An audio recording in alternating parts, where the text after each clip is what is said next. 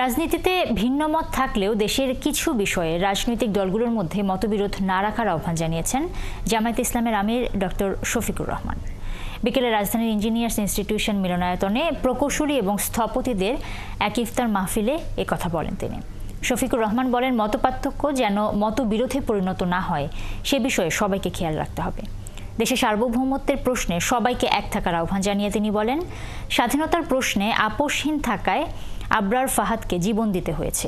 এ সময় শহীদ আবরার ফাহাদের হত্যাকারীদের সর্বোচ্চ শাস্তি নিশ্চিতের দাবি জানান জামায়াতের আমির।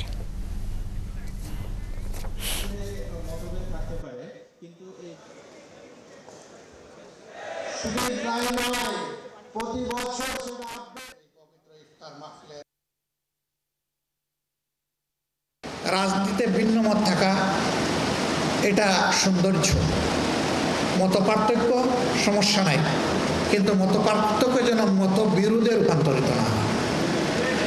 আমরা এখন মত পার্থক্য করি না, এখন আমরা মতবিরোধ করি। এই জায়গায় আমাদের আপত্তি।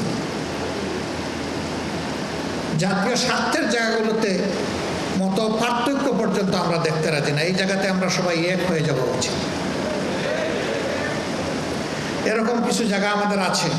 প্রিয় দেশের স্বাধীনতা, সার্বভৌমত্ব আমাদের একটি বিশাল জায়গা। এই সার্বভৌমত্বের পক্ষে কথা বলতে গিয়ে আপনাদেরই সন্তান আবরার ফাহাদ, তাকে নিষ্ঠুরভাবে হত্যা করা হয়েছে।